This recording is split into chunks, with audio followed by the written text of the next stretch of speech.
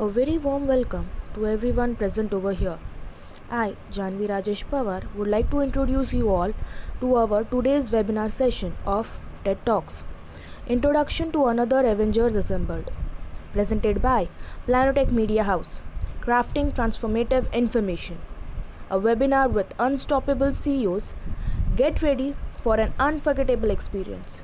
Now, moving ahead towards our session, I would like to introduce you all to our first speaker, Shalini Singh, who is the Chief Corporate and Communications of Sustainability Tata Power, who would be presenting us today on the topic of COVID-19, why climate change matters and how we can practice sustainable living from home. And both requires countries and the governments to work together to find solutions. As the world recovers from COVID-19, there is a risk that as the immediate crisis wanes and its economic consequences become clearer, we cast aside long-term aspirations like climate change, many of which would have adverse environmental consequences equivalent to the COVID-19 impacts or far more devastating. Let us not forget all the forest fires, all the flooding, all the famines that the world has gone through also in the last 1.5 years. Satellite images showing dramatic drops in air pollution, in coronavirus hotspots around the globe offers a silver lining to an otherwise very dark story. But they are also a graphic reminder of climate crisis that will continue when the pandemic passes away. So in a way, COVID-19 has also thrown light on how we are all playing a role in heavy carbon footprint and climate change. Let me also talk about some data. Now, as per the Global Risk Report 2020, the World Economic Forum, climate action failure remains the single largest global risk. So please understand, COVID will come and go. But climate change even today, and will continue to be the biggest global risk in the world. And we should not lose sense of it. The reason I'm talking about it today is because when there is an economic crisis, chances are that we decide not to spend money on such long-term implication issues like climate change. And while we are reeling in the shock of what is happening around us and coming to terms with our new reality, we could seize this moment as a unique window of opportunity to rebuild our society and economy as we want it. And this could possibly offer an opportunity to fix the climate crisis with individual contributions. So ladies and gentlemen, while I will move to talking about some of the tips that we all can contribute to, there has been clear demonstration of certain realizations that COVID-19 has given us, is that we waste lots of resources. We really don't need many items that we buy, but we buy to indulge ourselves. We travel across the globe without worrying about our carbon footprint when we could easily connect through technology.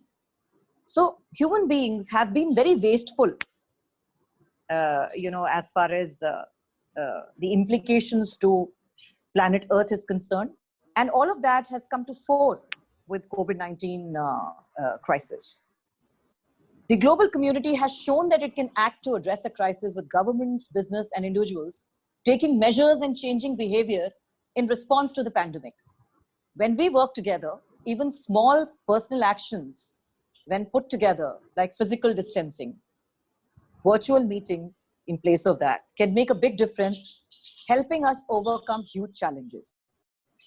Many aspects of the COVID-19 response are similar to the types of changes we need as part of a comprehensive climate change response. Now, what is interesting is that many necessary shifts just require a change in culture. Neither the citizens avoiding public transport nor the coronavirus work from home experiment have required any new technology, but instead have relied on a new thinking, targeting the millennials and Gen Z for driving change from their homes with sustainable living will be a key. Low carbon sustainable living now, as I come to that, includes the following measures. Number one, the biggest lesson, with all the shopping apps closed, all that we need in our daily lives is grocery and essential items, as we call it. So the first tip is buy what you need. 20 to 50% of the food we buy ends up in landfill. Fast fashion is the biggest issue and is also a biggest contributor to climate change as well as landfills. So please be mindful. Please think of the planet before you adopt fast fashion once the pandemic passes away. Switch off lights, fans, ACs, geysers, electronic items from the mains in a room. And what I mean is that the charger should not be inside the mains and on. Your TV should not be switched off by remote, but should be switched off by mains, because that wastes 5% of the power. And all these devices, when they are only switched off, or they are, constantly connected, do draw certain current. And we have to be more mindful because we all are home these days and we tend to get lazy. Use fans or natural ventilation when possible instead of ACs. I'm very concerned about the usage of AC because even in Bombay alone, there have been cases of ACs functioning non-stop in the house, causing short circuit fires. So please be careful. Try to switch it off for some time in a day or at least 2 days. If really required, ensure that AC is set above 24, because when the AC is on for very long duration, it need not be on very low temperature. Each degree change in the AC temperature settings is the 3 to 8% saving on electricity bill, and also leads to huge reduction of your carbon footprint. Also, hydrofluorocarbons used in most ACs are 1,000 times more potent than CO2 in contributing to climate change. Maximize the use of natural light as we all stay at home these days. Let's try to use natural light as much as possible. Let's create a green space and plant new saplings, because that has positive impact. Home gardens can have a very positive impact on mitigating carbon risks. Let's compost our food scraps, the vegetable peels, the biodegradable stuff. We can make our own compost these days. We have time, which we have saved from traveling to work. So once we get into this lifestyle change, it will not be a task anymore. Let's use reusable bags and washable bags, masks, instead of disposable ones. That also cuts down waste. Let's monitor water usage and reusing where possible. For example, the water that you are using to wash vegetables can be kept aside and can be used to water plants. Similarly, any other form of water that you are using, which can be kept aside and used to water your plants or water plants in your compound, please do consider that. Pandemic has put a stop to travel, but also shown us ways of doing virtual business dealings. So that is going to be good news for climate change. So making digital payments, opting for paperless bills, looking at less traveling. Let's keep all of that in mind, even once the pandemic passes us. Also encourage others through social media. It's very important. While we contribute as an individual, we know the power of influencing. And therefore, now that we all are on social media, please do remind people and our folks that climate change is the biggest global risk. And therefore, we should, in our way, keep doing what we need to do. Recycle, reuse day-to-day articles instead of use and throw approach. I think many of us are learning that lesson in the pandemic, that we really don't require so much of stuff that we buy again and again. and how are we mindful of even disposing that? And do consider renewable sources of power like solar or other means, if possible, to generate electricity. So with that, I would like to invite questions and answers. Thank you, ma'am. Thank you for the valuable lesson that you brought attention. That was actually very necessary. And the questions could be in the question and answer panel. You want me to the first question for you is, what will be the future of Indian industry post COVID-19?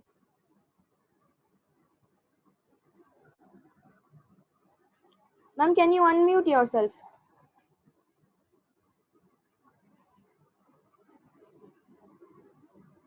Yeah.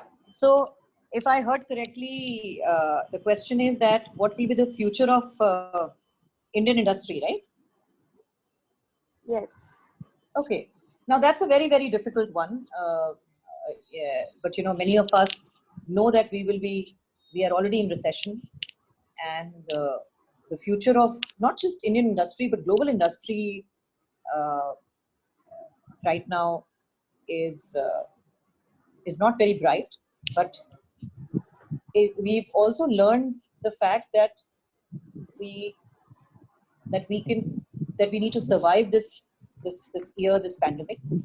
Right now, our focus should be on survival, and as we go through that, uh, and as we get out of this situation, the economy will recover.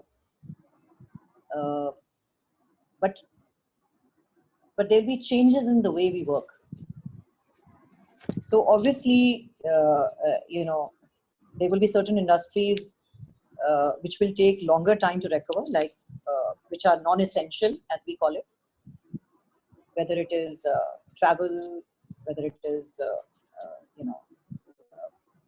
if you see restaurants, malls, unfortunately, which we call as luxury these days, they will definitely take a longer time to recover. But all that I can say is that, what we human beings must understand is that pandemic happens once in 100 years. And many things that we are seeing, in our lifetime will perhaps not happen to the generation next for a very, very long time. So we should all focus, be hopeful, focus our energies on getting past this, and wait for a brighter future. Thank you, ma'am.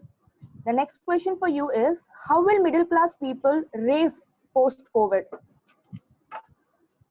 Well, COVID has been very, let me put it this way, COVID uh, uh, has been very fair in the way it has treated everyone as equal. So even for middle class, or even for the migratory class, as we call it, or the upper class,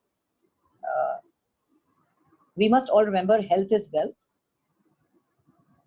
In our lifetimes, even if we have lost wealth, we will recreate it. But if we have good health, then we can rebuild our future. And I think that is what should be the focus. Please take care of yourself. Please take care of your health.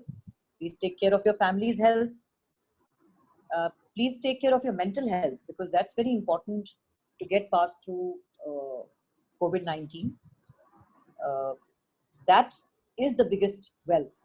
And I hope that we all realize and appreciate that we are hale and hearty right now. That's the biggest thing. Yes, ma'am. Thank you, ma'am. The next question for you is, how can Tata Power emphasize on online trainings for students aspiring to make their future in the field of solar energy, as well as how will this big company like Tata Power will help the jobless people, which is like the major share for right now? Well, we are already working in 16 states. You must have heard that Tata Group has already donated 1,500 crores to help the country get past COVID. Tata Power is part of Tata Group. Even other than that, we are working in 13 states and helping in various ways, like distributing rations in these places where we have our plants, uh, helping our women self-help groups to sell vegetables, their vegetables and other things, so that their livelihood continues. Are helping them make masks and sell them so that they can get money. Connecting a lot of our communities to the public distribution system of ration and other things so that they get continued support from the government on ration. Distributing it in some places ourselves. So on the ground in 13 states, Tata Power is working for the migrant population, working for its own communities near its plants. We've also, as a group, set up few hospitals, help them be COVID equipped, uh, and be able to support people in that area. So we are doing all of this, uh, but I would like to also emphasize that all of us can help in some way or the other. And we should look for ways and means to help. It's not about companies. We all have security guys, policemen around our houses who are standing there 24/7, servicing us in our own ways. We should find ways to help them with food, with masks, with sanitizers. We all can contribute. This epidemic is about big hearts. It's not about rich or poor. So are Thank we you, ma'am. willing to put ourselves out there? Thank you, ma'am. It was such a huge lesson for each and every youngster present over here, as well as to the others who are actually thinking that they are suffering from the pandemic, where there are actually many more aspects that we could think during this session. Thank you, ma'am. Thank you.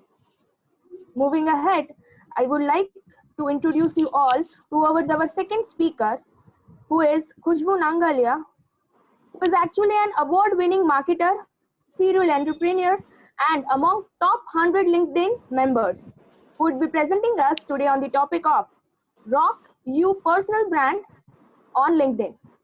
Over to you, ma'am. Hi, Janvi. I'm so glad to come here and talk to as to what I see currently. We have an attendee of around 128, which is quite amazing. It's lovely to see so many people out there spending time with us. Kudos to you guys to organizing this entire webinar. Great work there. So, indeed. Just introducing myself. Yes, Janvi has given me a beautiful and a humble introduction, but for everyone, just call me Kush, and that's what I would love to be called as. And as going forward, I would be talking about how you can rock your LinkedIn profile specifically, and I'll cover why, how, and where is what you need to touch. But before that, I just want to quickly mention, I want to cover more questions than to share more inputs. So please be very proactive on sharing what are your troubles and huddles in respect to LinkedIn or anything to do with marketing or storytelling, because that's my domain to say. Not further ado, let's get into how can you start rocking on your personal branding aspect. So there's a very beautiful saying, and from someone I'm completely inspired by the journey. I think most of you guys already know him. So Jeff Bezos, I mean, the founder and the CEO of Amazon, and he has said something very amazing, which is a brand is what others talk about you when you're not exactly in the room. So we have to build that credibility. You know, it's important to be in the minds of the people when you're not around. Are you really there? Are you actually able to put an impression in front of people so that they talk about you when you leave the room? And when I'm saying all of these, please keep in mind that it's all about a positive talk about you and not really something that's not good. So I hope you guys will, this is my core objective. Just ask yourself, are you remembered when you leave a room or not? And that's what is a brand. And today my focus is to cover on the personal brand aspect, because each one of us has a beautiful story to share. And each one of us believe in that human connection. why this COVID is more difficult than ever is because we are not able to connect with the humans as we used to connect before. The physical distancing is there. So understanding the fact that where you have so many beautiful stories to share and you love humanizing, you connect with humans, why not you tell your stories to people where you don't have to shout out, but your own profile can shout for you. You don't have to stand in a networking event and give in your name cards or V cards. Whereas if people are visiting to you, they can very well relate and connect with your story. How many of you are having that story but are not putting it out correctly? So let's walk together on this journey and see how exactly can we put across your story on your LinkedIn profile. Now, why LinkedIn? Because LinkedIn is world's largest professional networking platform. And we can't miss out on the hard truth that a lot of the employers and the employees are facing one of the most challenging time of their life. There's retrenchment that's happening, there's pay cut that's happening, there's a lot of tension and mental stress, and alongside the employers are also facing difficulties in making up to their revenue levels. So if we are able to achieve a right profile, specifically for the ones who are seeking out for partners, investors, who are seeking out for clients, customers, and most importantly, who are seeking out for jobs. Let's start this with the first thing. When you are thinking about that you need to hop onto a journey where you want to tell across your side of the story, you want to make a brand for yourself, but you don't know what to do, how to do, and where to get started, then ask yourself these some questions. What's my niche? Just ask yourself, what's your niche? Where do you want to be remembered as? What's that domain? My domain is marketing. I love storytelling, and I focus on that. Second important question that I would like you to ask yourself is, what are those three core segments that I can represent? Three categories. So I'll repeat, three core segments in three categories, which is skill, trait, and value. What's that one skill? What's that one trait? And what's my value? To make your life easy, I'll just take my own example because since I can't see all of you and I always love to see my audience, but I'm missing out on that. Nevertheless, when we are talking about skill, so my skill, as I said, you already know, is towards marketing, but my trait is an entrepreneur. I believe in running businesses, and that's where my trait comes. And my value is towards women empowerment. These are three core segments that makes Khushbu Nangalia what she is today. And exactly that's where your story starts. If you can craft an answer to these three things, your value, your trait, and your skills, your journey is there. The first step is done. Moving towards the next step is, how should your profile look like and how can it communicate these traits to your target audience? Please don't forget to lay down your target audience. If you believe in penning it down, pen it down. If you want to remember it, just remember it. For me, it could be my potential clients, my partners, collaborators, speaking engagements, panel discussions. For you, it might be your next employer. You might want to get him hired at the Google, the Facebook, or the LinkedIn. So you just need to remember that your target audience's mindset is what you need to think from and start crafting your profile. As I jump into this, just giving you a quick tip: be as conversational in your profile as much as possible. It's not a resume. Let me really bust your bubbles. LinkedIn profile is not your resume, so please don't make it look like one. It is a conversation that you are having with your potential client, employer, or your partner. So as you craft it in first person narrative.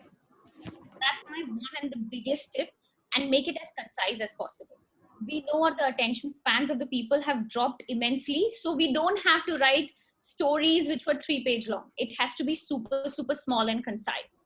So let's quickly touch 6 golden rules that I have created for you guys that you can implement on your LinkedIn profile. I don't have too much time, so I'll rush into it. First, let's look at your name. Though it sounds completely super simple, but I have come across so many profiles where people will write their name and they'll also associate it with their skill. So let's say, for example, my name is Khushbu Nangalia and I'm associating it with a skill called marketing. Or I'll just take Janvi's example. So Janvi Pawar, she moderate, but that's not how one should craft their name. LinkedIn can even penalize you for having your skills, values, or trait highlighted in your name. So just keep your name. That's very sweet already. Why not just stick with that? So Janvi Pawar is Janvi Pawar, not moderator for the name category. Followed by that, there is a section where you get an opportunity to put across your elevator pitch. That's what I call it, the mini elevator pitch. That's the headline. So that's one headline where you get 120 characters on your desktop. Just choose that the place where you make a pitch to your target audience, making sure that you can communicate within that 10 seconds what exactly can you do for them. Like, let's say very simple, someone who is in video productions, he can put in a title which is a combination of few things. He is a CEO and a founder of India. So you put across as a title, I help people connecting with people via videos to tell stories. This is just a simple headline that you can do.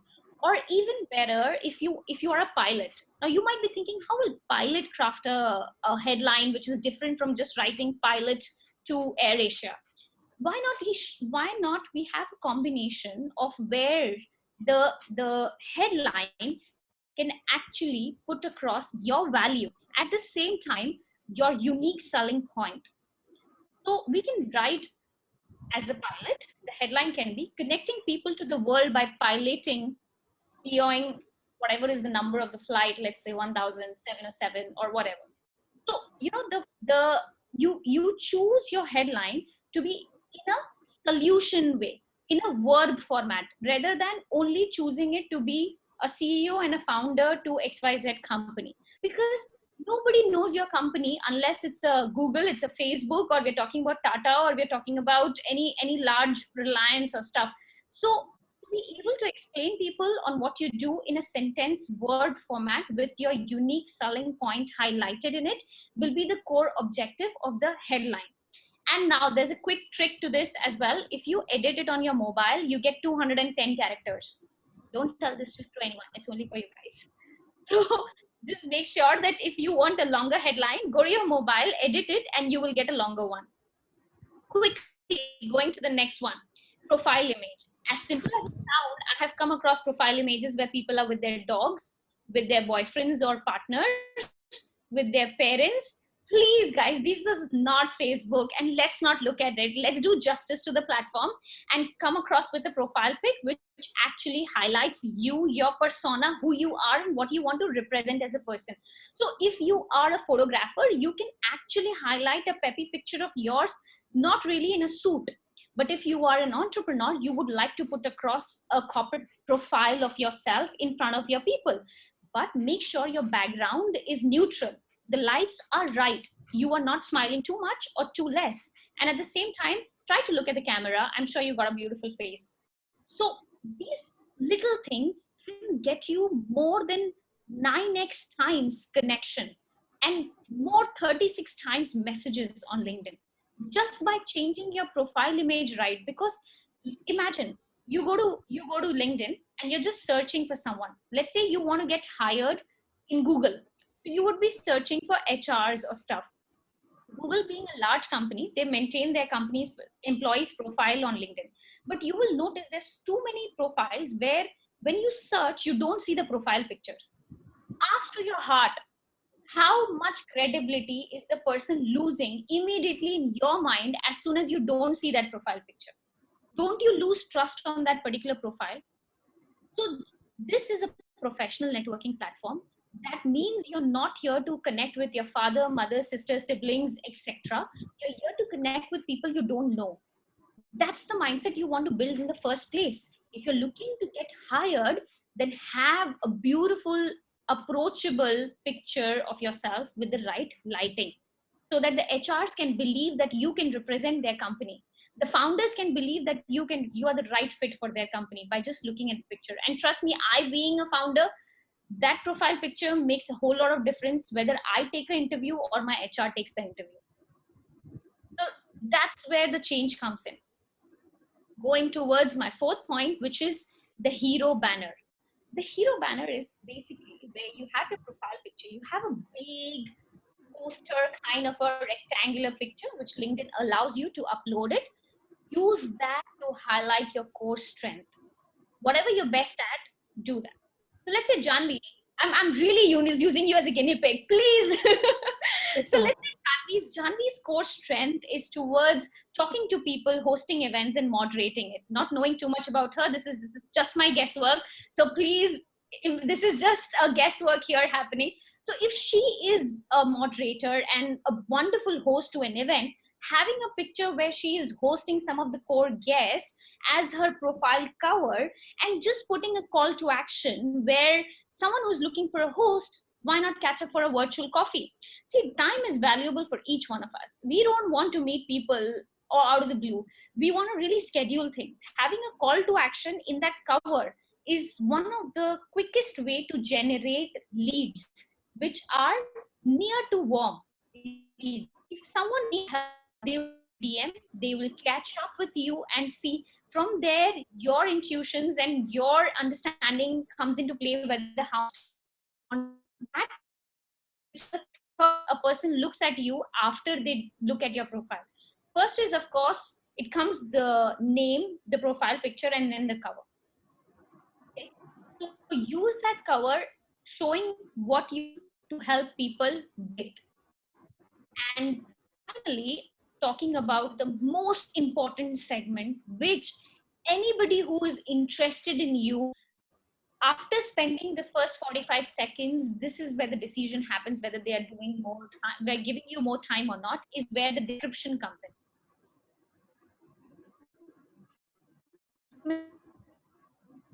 in. Your partners, everything. So first of all, please say and talk in the first person as if you are really talking to your client. And followed by that, almost at least try to have 40 words plus to that. Interesting is because our attention spans are bit size content, small paragraph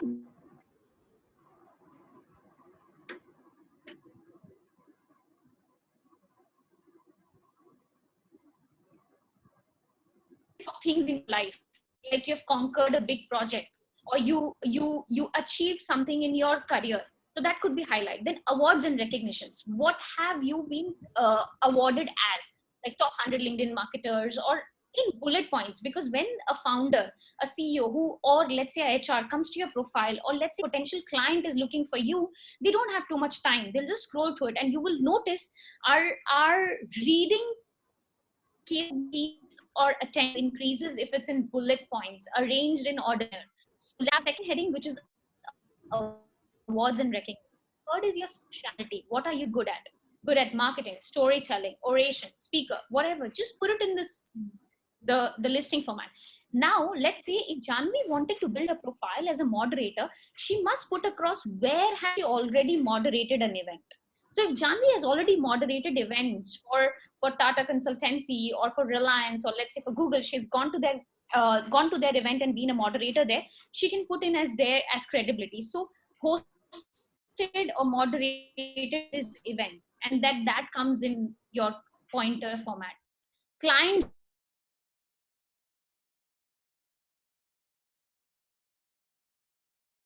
heads in the description and try to have it bullet pointers. And then last but not the least, there is a new section on LinkedIn, which is a featured section. That is the place where you build your trust, credibility, and establish your authenticity with your audience. That featured section is where you put across the pictures where you may be having a media presence, you were speaking at a large event, you had a client collaboration, you were mentioned by some magazine, or you had a great post that you did on LinkedIn and it performed immensely well. The community responded quite well. The featured section is where you want to make sure that you're able to put across the message right. It can also include your company's pitch deck or your presentation deck or your company's portfolio. That part is where you shout out to people and make that pitch credible. So yes, that was all I had to share for the 6 golden rules for how you can rock your profile on LinkedIn with starting on the journey with personal branding. I hope I didn't take too much of time, Janvi, there, but No, ma'am. indeed that was my share. I'm open to all questions. Okay, before that, I would also like to question you that if you want, these question answers could be done in the last, as well as if any speaker wants, this questionnaire could be done after the session itself. What do you want actually? I prefer it right now because I have another webinar to be a. Okay. Yeah. Okay, let me give you the questions. Ma'am, how can you help people to build their profile? Okay, that's a very good question. So, very recently, I have ventured out LinkedIn Proner as a product, which is coming up with facelift. The facelift concept is to build a brand for you. Anybody who is really looking forward to build a brand for yourself on LinkedIn or otherwise, I'm very happily. I would be happy to help you with my team, of course. So my LinkedIn profile is, I mean, Janvi, can you just send to them? I can share it with you. So Khushbu Nangalia, if you look for me on my LinkedIn, let me share my screen, Janvi. Is that okay? Sure. Okay, great. Let me share my screen with all of you and they can have a look at my profile so that they'll have a visual aid of when they're looking for me.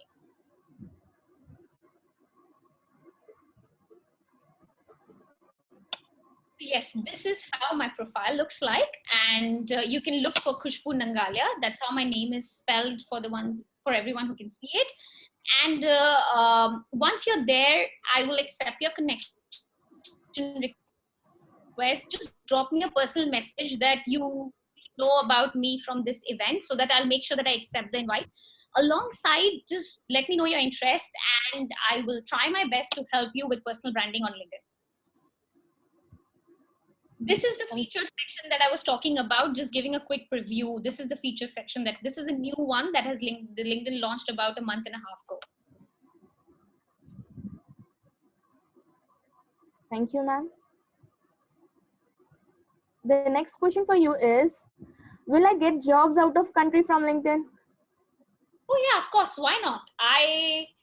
I have given jobs to people who, so I mean, it depends. Do you want a job? You want to travel? You don't want to travel? You want to work for a company which is based outside, but you want from that country? You don't want to move out of your home? Everything is possible on LinkedIn. If you're able to put across your brand right in a correct manner, yes, you can get in other countries as well. I'm currently working in Malaysia for about half a decade already. So I'm not in a job format, but of course, it is about building connections at the end of the day, whether it's a job or your own company. Okay. The next question for you is, what is the most important thing to do on a LinkedIn? The most important thing to do on LinkedIn is to really be there. Okay, so I will share three C's that I have crafted. That's a model that I have for LinkedIn, and I'm going to share with everyone out here. 3 C's of LinkedIn. So what you can do is you can connect, comment, and create. 3 C's: connect, comment, and create. Start with connecting with right people. So just now someone asked whether I can get a job in other countries or not. So start connecting with the decision makers of the potential companies that you want to get the job in. And I wouldn't say only HR. Understand, HR is just one segment. The decisions are taken collaboratively between the leadership team, the head of the departments, and the HR together. HR helps in shortlisting. So please make sure that you connect with the HR and the leadership team of that company, build that rapport. So find those people, connect with them, comment on their content, or comment on the content of the potential people where you want your visibility to happen. And third, start creating content. It's not a jobs platform, it's a professional networking platform. put out your thoughts. If someone who is looking for a business development guy, and if you are putting out right techniques to break conversation with someone who is an introvert, the HR, the business owner knows, yes, this is the guy I'm looking for. If he has the talent to break into a conversation with an introvert, but we want to get in touch with that guy, and he knows how to do it because he's pushing out a content in that space, automatically chances for you to get a job interview call is very high. So this is what you should do on LinkedIn consistently. 3 C's with an umbrella of consistency. Okay.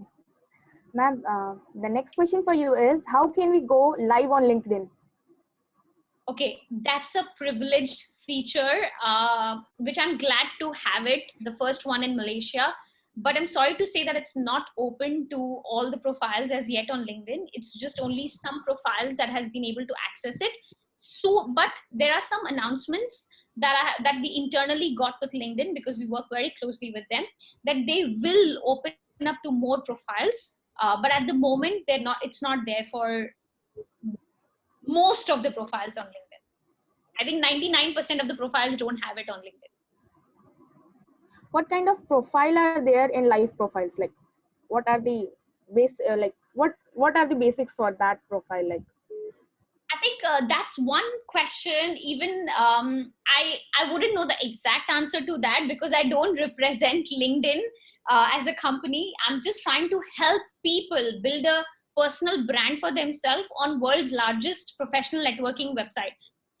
And this brand is not only on that website, it's also for outside of that. Because let's say if someone is looking for a particular video evangelist, so LinkedIn has a very good Google ranking as well.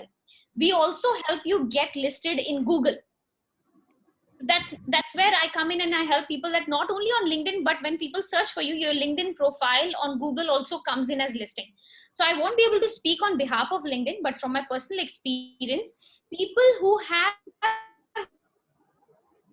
added value to the community on a consistent basis have been able to put across their brand right and are camera friendly are some of the core things that I've come across are the reasons why they are able to get live access. But the most important is to build a thought leadership in a particular domain for yourself, and if that is recognized by LinkedIn, they will award you with LinkedIn Live. thank you, ma'am. Thank you, John. It was a really nice session. With these, I would like to introduce our next speaker, who is Mr.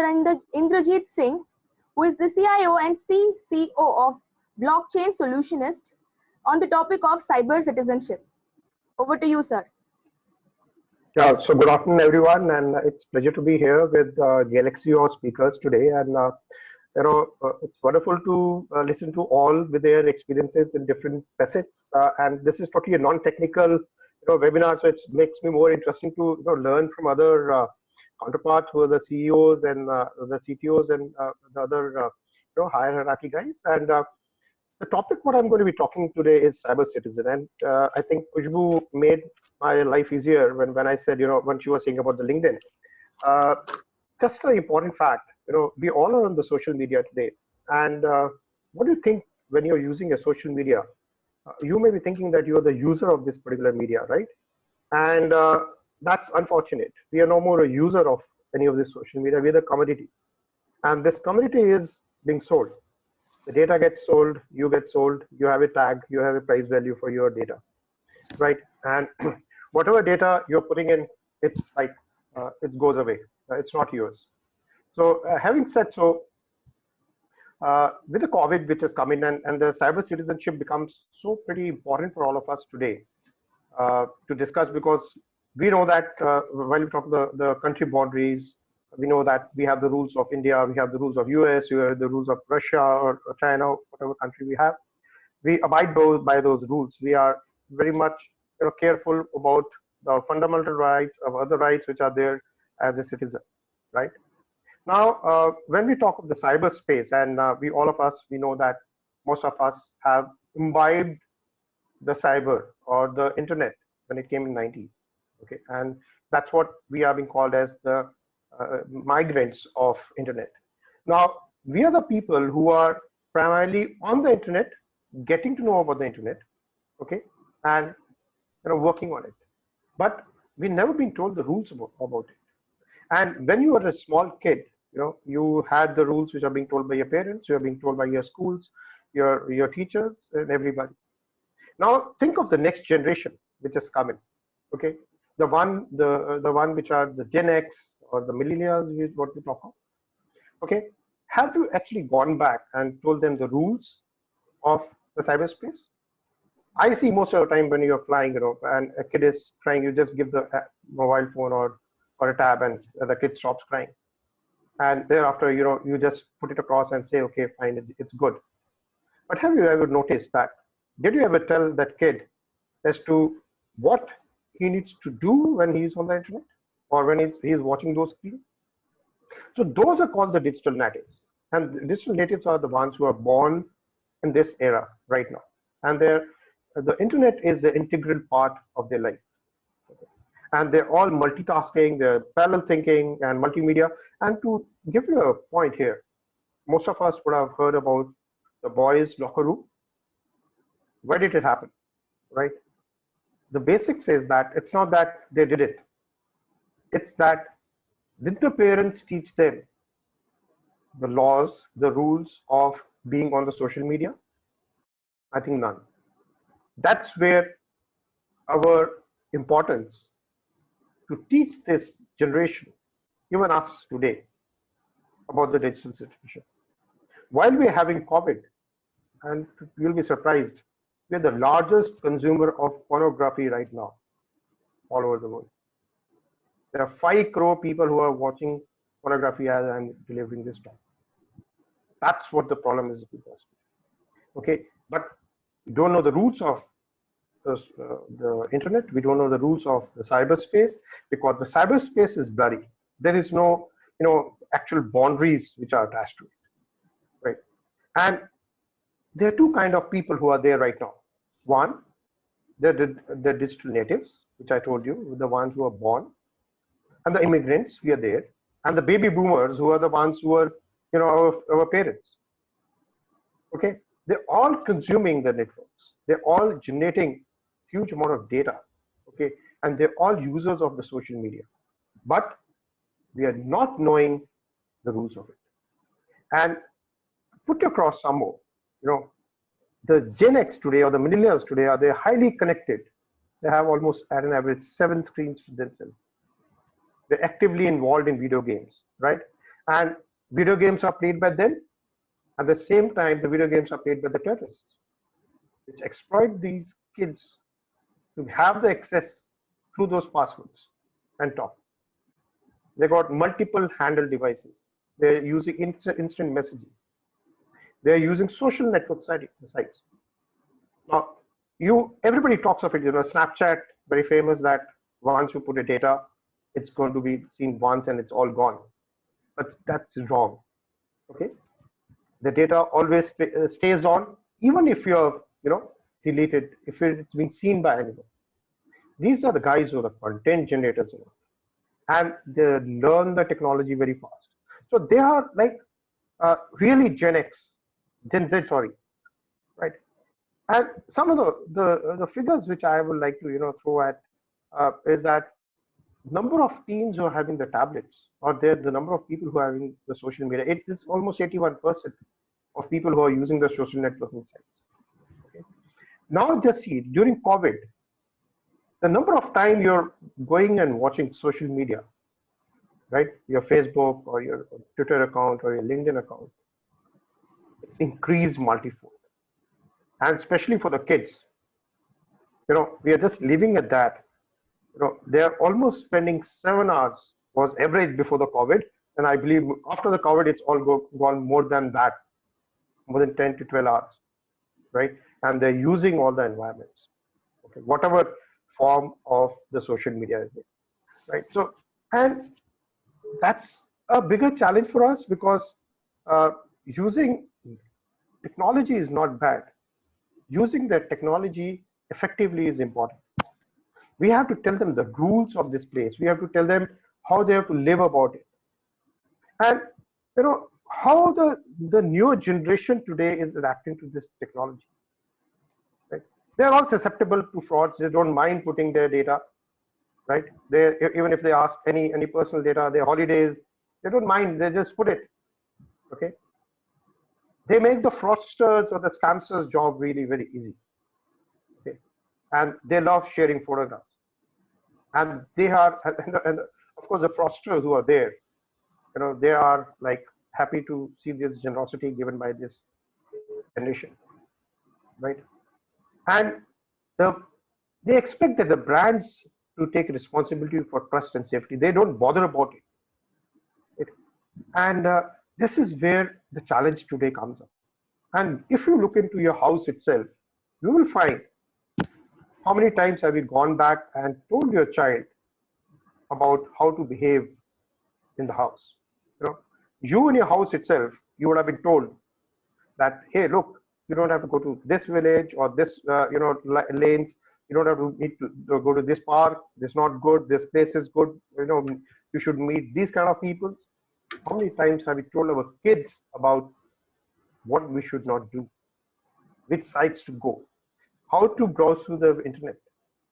It's the most common fact in India. Just give my child knows the mobile more than me. That's the common terminology which people use. That's not a good sign. I will not put it at a good side. It's not that, a child will not know. He's not being given the technology, but he should be told about the online world, how it is and how it behaves. To give you an example, very classic. A girl of 10 to 12 years of age, she was in, one of the good colleges or schools of in Delhi.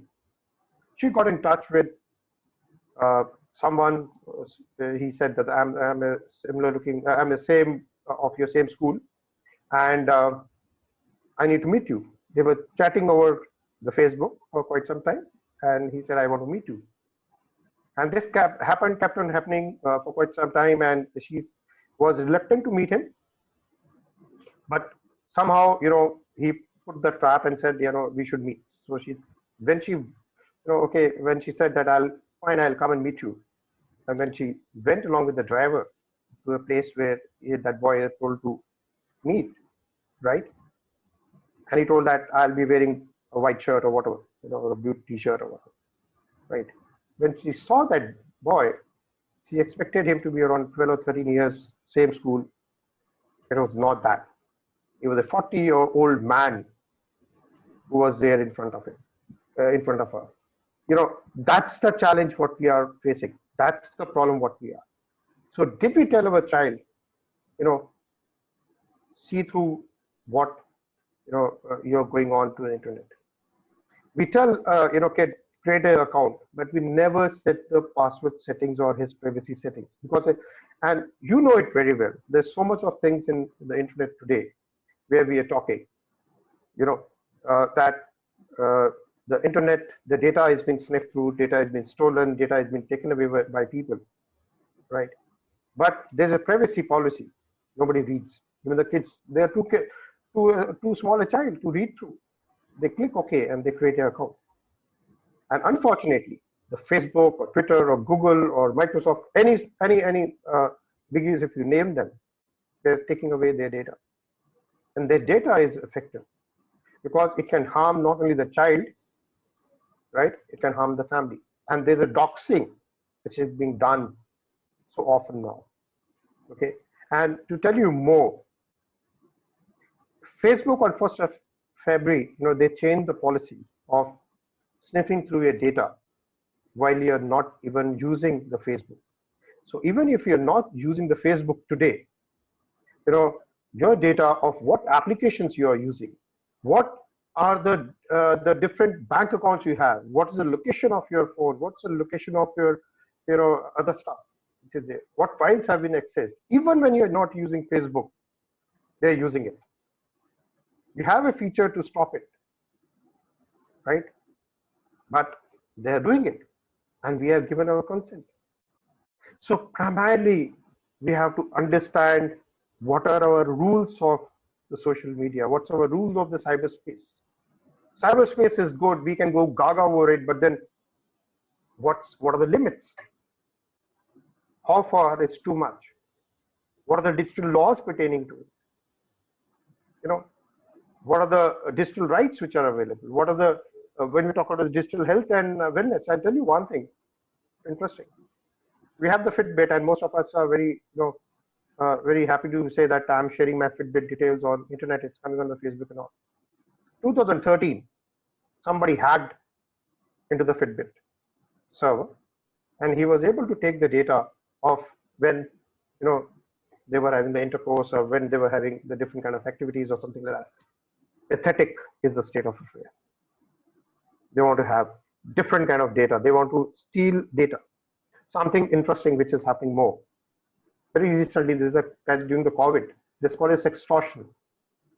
You'll get a mail in your mailbox that we have seen you, in a compromising position, and I've made a video out of you, and we'll put the video online, right? And I have all your password and IDs and everything.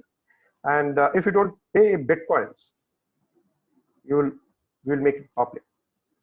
And people get scared by these kind of extortions which are happening. And they're very common, right? It's only that you have to know that this kind of things exist. And people are really worried when it comes to this kind of situation. There are a lot of mails which I get it more often of how to get out of this kind of situation. It's very simple to get out of it. It's not very difficult, right?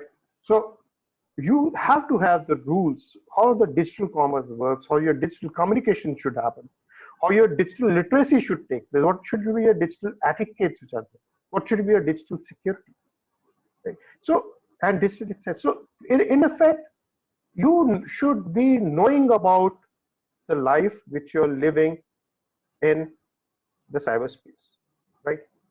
And sometime back in 2009, 2010, there was a site which came up, Second Life.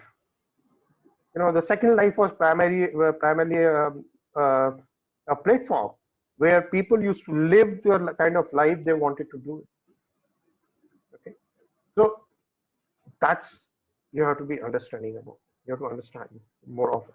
So while the social networks give you a chance of collaboration, it gives you a chance of communication, it gives you a chance of meeting people, friendship, your business, your fun, but it's got its own follies of scams. You get addicted to internet. It's a big problem of addiction of internet today.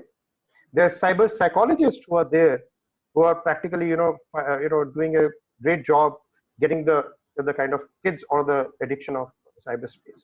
So that's again a problem. You have a problem of harassment. You have a problem of stalking. You have cyberbullying. To tell you about cyberbullying, more than 50 to 60% of students today accessing the internet, they've been bullied. But they never tell that they've been bullied because they don't know, because they're scared about bullying. And you all aware, right? Long time back, or a year or a couple of years back, there was a game called Blue Whale, where you were made to do a particular activity, and the child had to perform that activity altogether, right? So, and if you don't do it, this was tell that we're going to tell your parents. There's to harass. There's a mental harassment which is happening. So, what you do on internet, what you see on internet, whom we are talking on internet is very important. Some points about Indian, scenario in particular. 70% of youth in India spend more than 5 hours on internet. This is before COVID. After COVID, it's gone more. Yeah, right? And 70% have posted their contact details like email, their phone numbers, their home address, where they're going on a holiday, everything.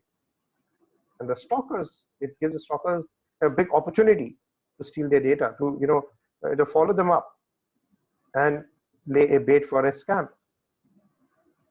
Right? 53% have met someone. They met on the internet first time. They even don't know who they are.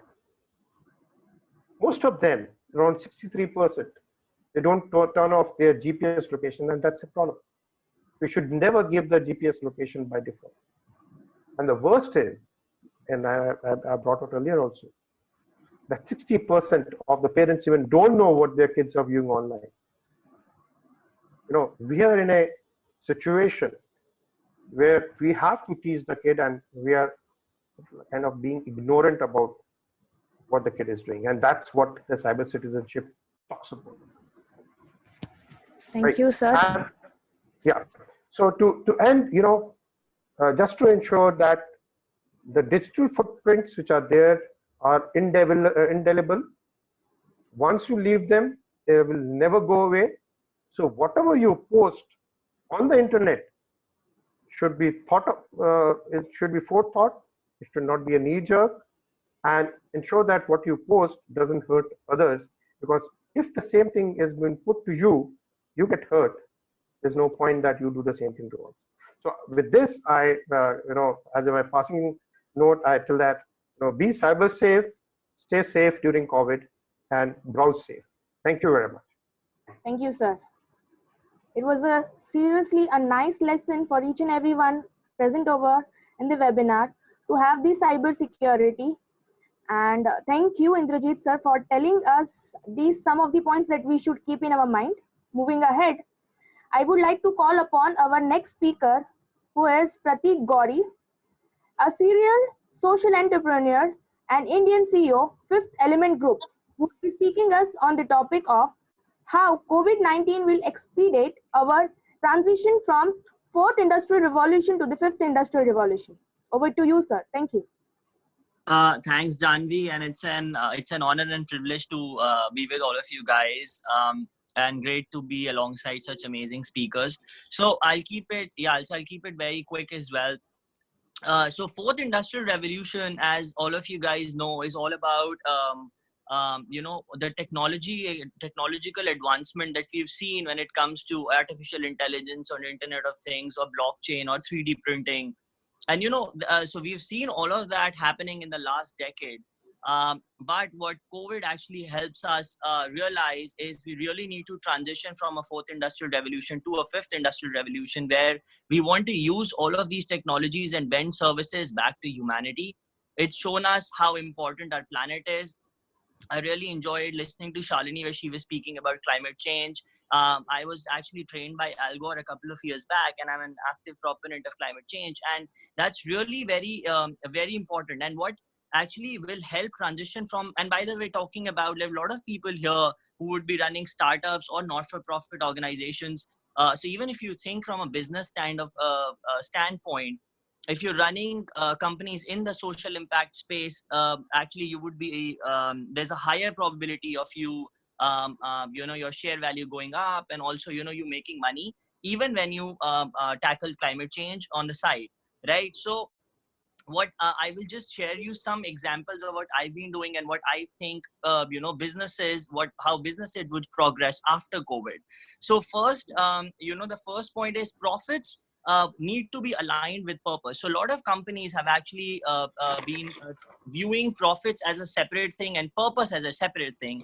So what I think and what we've been doing at Fifth Element Group is we've been combining both of those together through what we call good exchanges. So if you've heard of Harpik's Mission Pani, which is being stewarded by Amitabh Bachchan, so that's being anchored by us. We just took them to World Economic Forum Davos. It's been run by a company called Reckitt Benckiser, which is again a multi-billion-dollar Fortune 100 company. So we've been running campaigns at scale for companies like Unilever and Procter and IBM and all of those, and trying to anchor their profits towards purpose, which not only gives more stakeholders more returns, but also helps tackle climate and makes a very, helps achieve United Nations Sustainable Development Goals around health and education and climate and water and sanitation. So this is what we did with Harpik.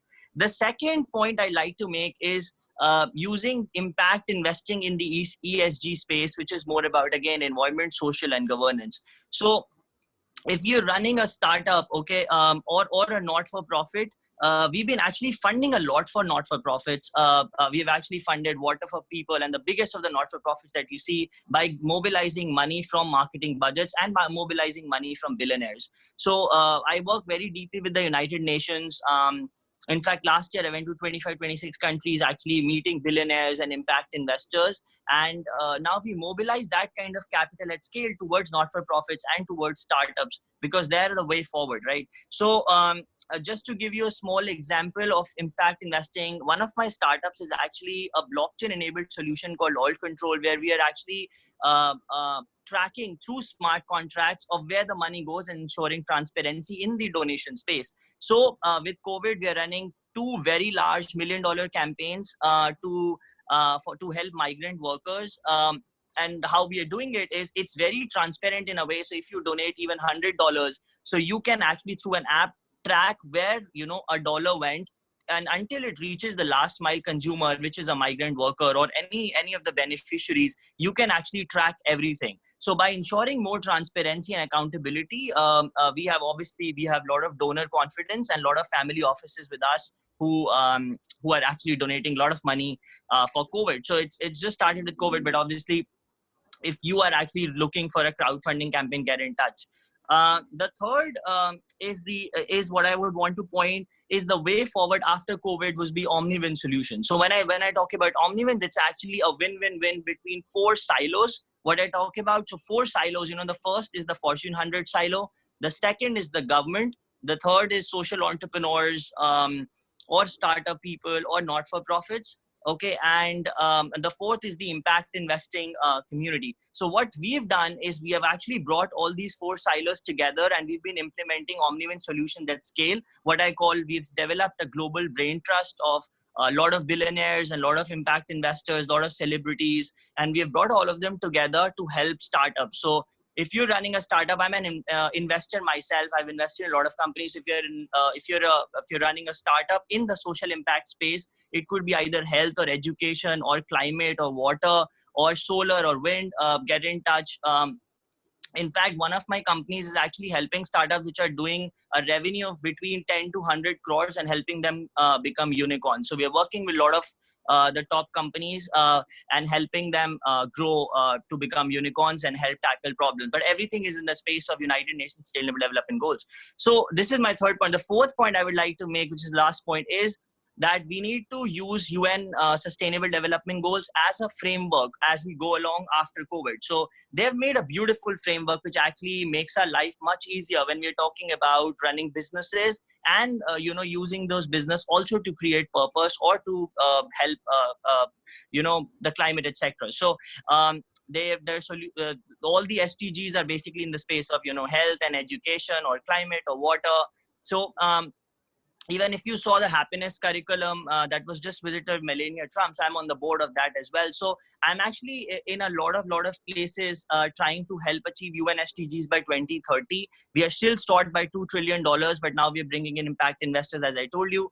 Last year we funded, a part of World Economic Forum Davos. We were sponsors to the Nobel Peace Prize Forum in Oslo. We were sponsors to Opportunity Collaboration in Mexico. We were about to sponsor the Skoll World Forum at University of Oxford at Side Business School. So we've been doing impact events at scale since the last 2-3 years. And if anybody of you wants to join the movement, we have actually created a 1 billion youth movement called Dream Tank. Actually, Pitbull just joined our movement. So we're getting a lot of celebrities to join our movement. If you're a young person, wanting to join the movement, write to me. See my LinkedIn profile. Write to me. If you're looking for investment, write to me. So happy to help. And this 1 billion youth movement, so you could become a part of that movement. And if you get selected, we would be happy to sponsor you guys and take you to World Economic Forum Davos or United Nations, where we work deeply with. Hopefully physically, if the COVID thing settles down. Otherwise it's all going to be virtual. But yeah, so I'll keep it short there. So this is more about what I wanted to say. If you want to get in touch, please get connected to me on LinkedIn. Thank you. Thank you, sir. It was a real nice session and learning on COVID-19 as well as the future that we have after or with the COVID sessions itself. Thank you, sir. If you don't mind, I would like to tell all the speakers that can we put all the question answers to the end? So after after all the speakers get completed with their speaking, if you don't mind. Okay. Thank you, sir. With these, I would like to welcome our next speaker, Mandeep Kaur Sidhu, who is the founder of Simba Quads and NGO Smiles Care, presenting us on the topic of power of giving. Over to you, ma'am. Thank you so much. Okay, good afternoon, all. This is Mandeep Kaur Sidhu, and I stay in a village in Punjab. And I run an IT services company and an NGO Smiles Care.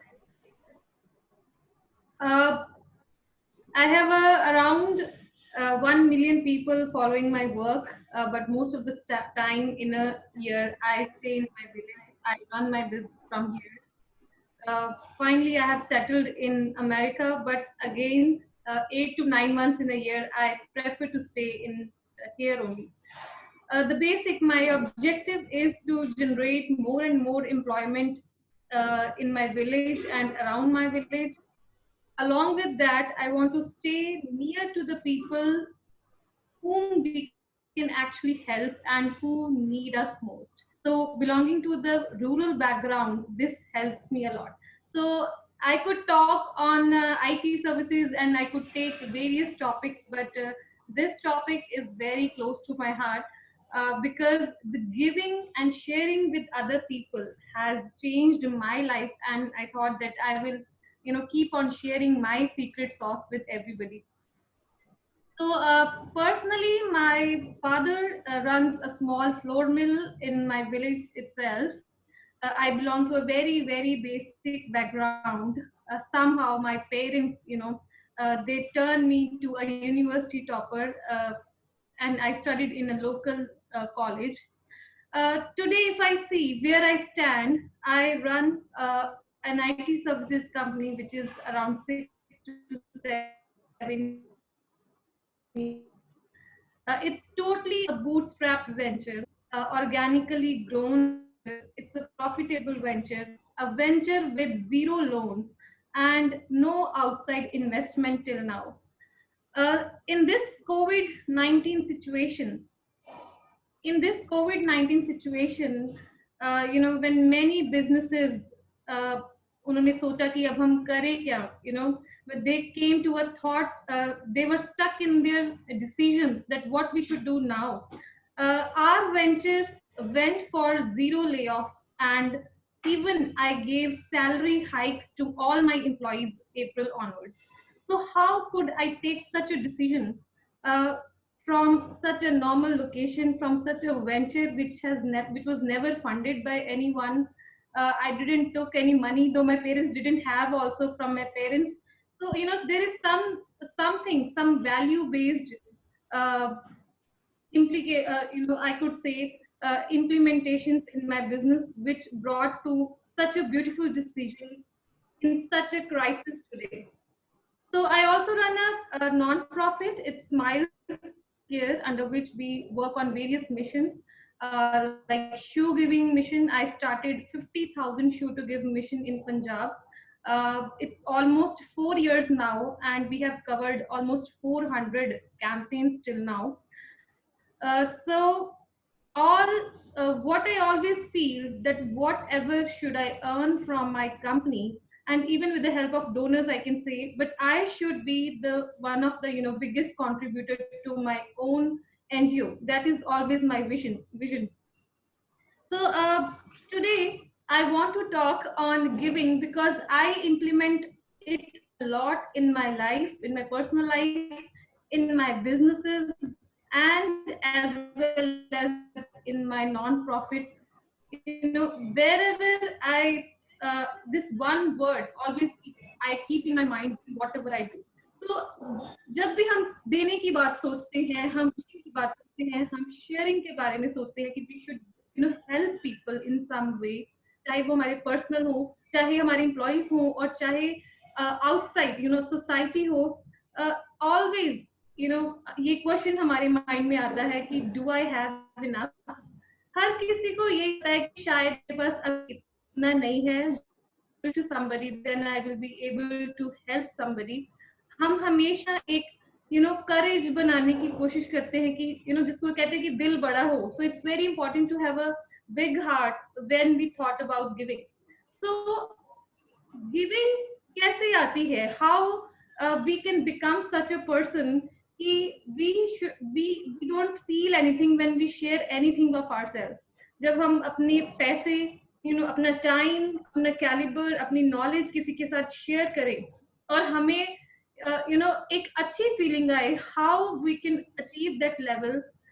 The only what I feel, what I felt from my own life, my own experiences, I think the one thing only we need to become such a person is we have to be very, very grateful. So all the time, our daily affirmation or our daily, thought process should be that I have more than enough. So that is very important. So how you can convince yourself that you are having enough. Be very thankful for the breath you have. तो आज अगर हम corona virus की भी बात करें, we have seen so many countries, so many hospitals, there so many patients, उनको सांस लेने में भी कितनी तकलीफ है.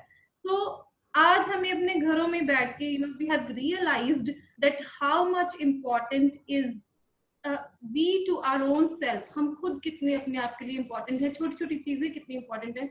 So we daily, every day we should do this exercise that we should be very grateful for small things we have and many other things which we don't recognize also. अगर हम सिर्फ सांस लेने की बात करें तो कितने लोग जो हैं वो सांस नहीं ले पा रहे इसी तकलीफ से, क्योंकि वो दुनिया छोड़ के चले. Then if we talk about money, there are many people. इस pandemic में हमने बहुत सीखा है कि when people are not having money, they were not able to buy food, they were not able to buy the medicine, anything they want. So we should be thankful कि हमारे पास जितने पैसे हैं उसके लिए, we should be thankful. अगर हम food की बात करें, बहुत सारे ऐसे लोग हैं हमारे खुद के देश में भी, every fourth person, he sleeps hungry. अगर हम सिर्फ इंडिया की बात करें तो बहुत सारे हमारे आसपास बहुत सारे कंट्रीज में ऐसे लोग हैं जो रोज भूखे सोते हैं, right? Most of the time they sleep without food. Water, हम बेसिक, मैं सिर्फ बेसिक चीजों की बात करें, वाटर की बात करें, ऐसे भी जगह है इंडिया में, we have data in our hands today, in our mobiles today. बहुत सारी जगह है जहाँ पे लोग कई दिन पानी पीने के लिए वेट करते हैं. And see kind of drink we enjoy, हम फिर भी थैंकफुल नहीं होते, right? We have every kind of juices, every kind of soft drinks, anything. So but there are people in the world who are still, who wait for water for a day, for 2 days, and water comes to their place in some time. So we wear different kind of clothes, we wear different kind of shoes, we match them, we match our dresses. But there are kids, agar main apne shoe giving campaigns ki baat karoon, so we have done almost 400 campaigns in 4 years. So in different government and elementary schools in slum areas. So even you check my campaign with hashtag 50,000 shoe to give, you can easily see so many people, so many kids coming to the schools, barefooted. So अपने office में बैठ के, अपनी जगह पे बैठ के, we cannot imagine even that आज के दिन में, आज जब हम इतनी तरक्की कर गए, हम मानते हैं आज के दिन में भी बच्चे नंगे पैर स्कूल जाते हैं. And they wear different, different colored slippers in the feet. और बहुत सारे बच्चे हैं जो है कि जाते ही नहीं है. So we should be very, very grateful for whatsoever we have. हमारा बहुत बड़ा दिल होना चाहिए, और दिल तभी बनेगा जब हम इन चीजों को रियलाइज करेंगे कि ऑलरेडी हमारे पास बहुत कुछ है. आज हम घर बैठे हैं, क्या हम अपनी सारी ड्रेसेस डाल पा रहे हैं, सारे शूज डाल पा रहे हैं घर पे बैठ के, जितनी हमने महंगी गाड़ियां खरीदी है क्या हम उनको चला पा रहे हैं? तो we have learned in this time कि एक्चुअल में हमें जो most basic needs of our life है उसके साथ रहना चाहिए. And where we should spend our money, we should spend money on our knowledge, जहां से हमें on gaining knowledge, on gaining experience, कि हम राइट चीजों पे पैसे लगाएं. And we should spend most of our money to help people. तो अगर मैं बात करूं कॉर्पोरेट वर्ल्ड की, सो बहुत सारे यहाँ पे ऑडियंस होगी जो कि जॉब करती होगी, राइट? अगर मैं गिविंग की बात करूं तो तीन सिनेरियो लूंगी, एक कॉर्पोरेट का, एक एंटरप्रेन्योर्स का, एक और हमारा पर्सनल जेनरिक व्यू।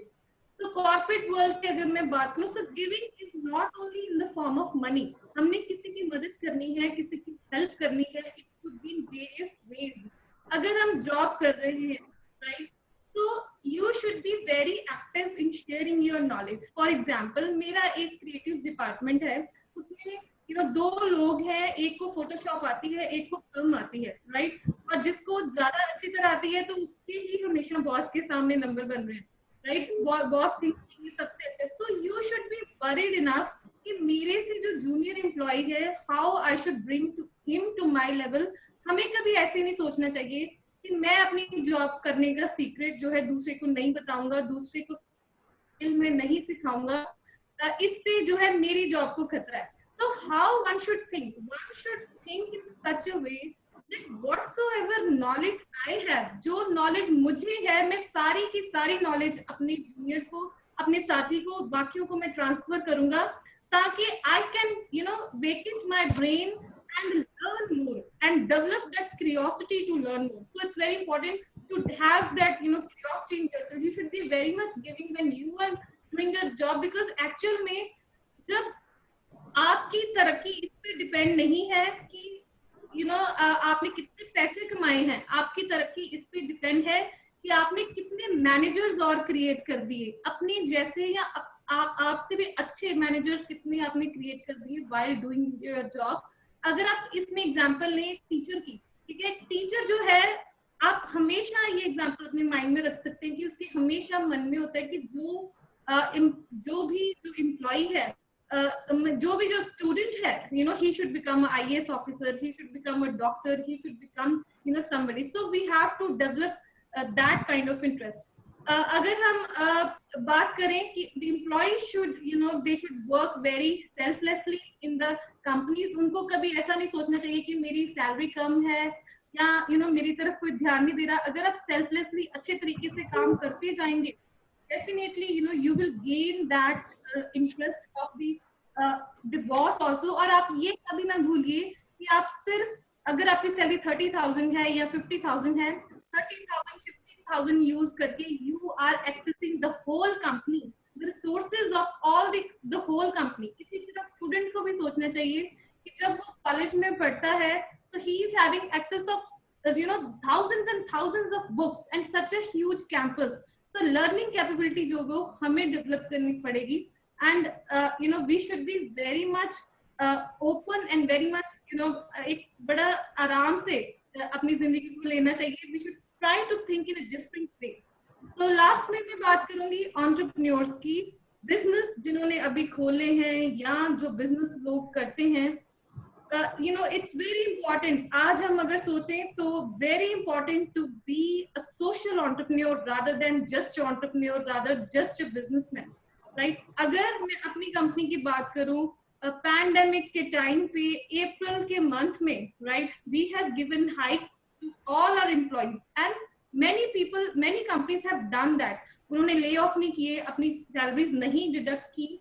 बहुत अच्छी कंपनीज भी हैं जिन्होंने they have taken wonderful decision. How could they take those decisions? Because उन्होंने they don't believe in delaying their philanthropy act. वो ये नहीं सोचते कि जब 10 साल बाद कंपनी इतना प्रॉफिट करेगी तब हम लोगों की हेल्प करेंगे. तो अगर हम किसी को हेल्प कर भी रहे हैं, तब भी जो एंटरप्रेन्योर्स हैं उनकी फर्स्ट जिम्मेदारी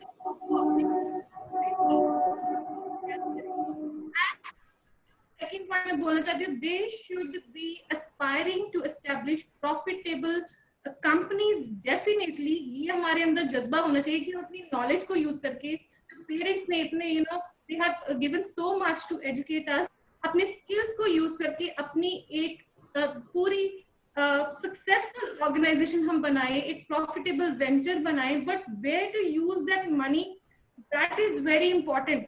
उसमें कोई बेनिफिट नहीं है अगर हम एम्प्लॉय के लिए 10-15 लाख का रूम बना दें और जब उसकी मम्मा हॉस्पिटल में हो तो हमारी कंपनी 10 लाख दे ना सके. That's very very important. So we need to take a very honest approach to build the confidence. Last में मैं point लेना चाहूंगी. We have to be very very nice and people oriented. Honest होंगे तो confidence बना रहेगा, right? Organically grow करने में हम believe करें, right? मेरी कंपनी में अगर मैं बात करूं, I have almost negligible attrition rate. बहुत सारे मेरे एम्प्लॉइज हैं जिनको 5 years प्लस जो कि हो गए कंपनी में, या 5 years होने वाले हैं जो अब तक मेरे साथ हैं. So how? Because by being a social entrepreneur, looking for your employees first, and being the social company जो कि overall society में contribution करती है, so you gain lot of loyalty and lot of आप जो इंटरेस्ट है employees का वो गेन कर लेते हैं, and they always stick to you. तो peace and happiness is very important to पूरा अपना बिजनेस जो पीक पे लेके जाने के लिए. तो these things are very much related. So I would advise to everybody to implement good human values in the organization, so that it should give internal peace, internal happiness and confidence to each and every human resource in your company, that it should reflect in the in the sales or in the revenue of your company. And those companies which will remain social, those companies which will remain honest and which will focus on helping the overall society, I think they will always be towards, their graph will always go up. So thank you so much. Thank you, ma'am. We were obliged to have you over here with us and guide us that what the actual power giving has, and what heart it takes to actually have that potential to give somebody when actually you are at a position where you need to think and you need to convey that even this much is okay to your heart itself. Thank you, ma'am. And there is one more thing that I would like to say is, since we are bound to a time limit, we would take all the question answers in the end. If you want, you can also answer them in the chat itself. Thank you.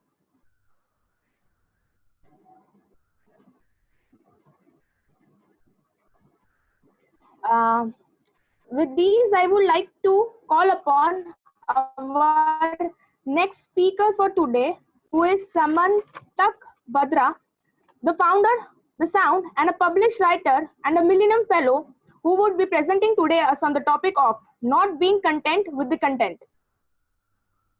Over to you, sir. Hey, hi. Thank you so much. Just 1 second. Thank you so much, Janvi, for doing this, for organizing this, and I believe Niranjan and the other guys. Uh, I absolutely loved listening to the other speakers, and especially Shalini coming in, and we had that really interesting and pertinent discussion around cybersecurity, around becoming a LinkedIn entrepreneur, and also Pratik's talk about the UN SDGs, and I was completely stunned by the type of milestones and the type of things that they're doing as an organization. It just makes you feel like it's just inspirational, you know what I mean to say. And so yeah, without further ado, I believe we're a bit short on time.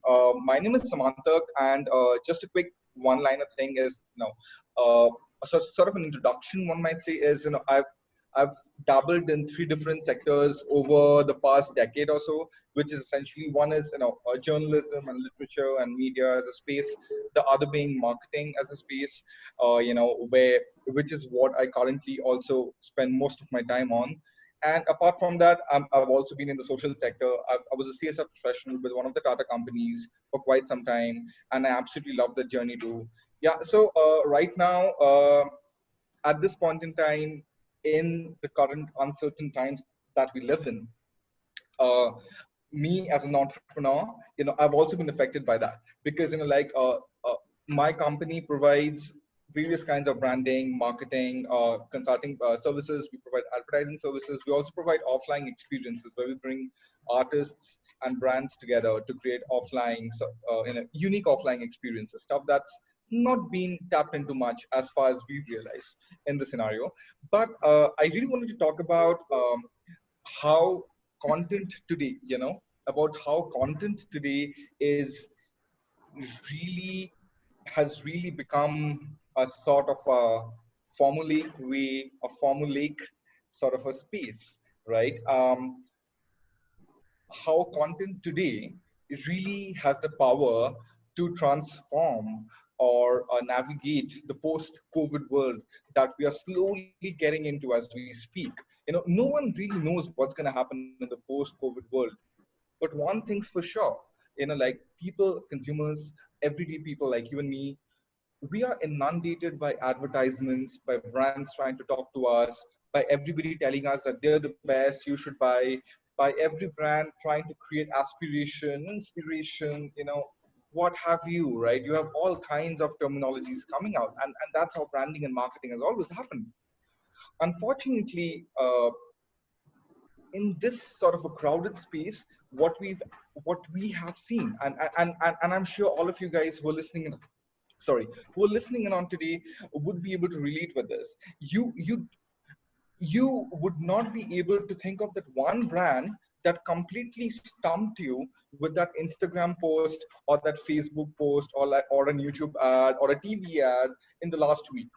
you know you wouldn't be able to say, oh my god, that brand, that ad, oh my god, that was out of this world, that was really crazy. It made you stop eating, it made you stop breathing, it made you stop talking to your friend, it made you stop WhatsApping somebody. It was that good. I don't think there was any ad like that, there was any Instagram post like that, stuff like that, right? I mean, I say it from this perspective just to bring in relatability for all of us concerned here, to see that content today is really seen from the prism of, and it's of course important to look at it from the prism of analytics, from the prism of data, from the prism of where the gap is.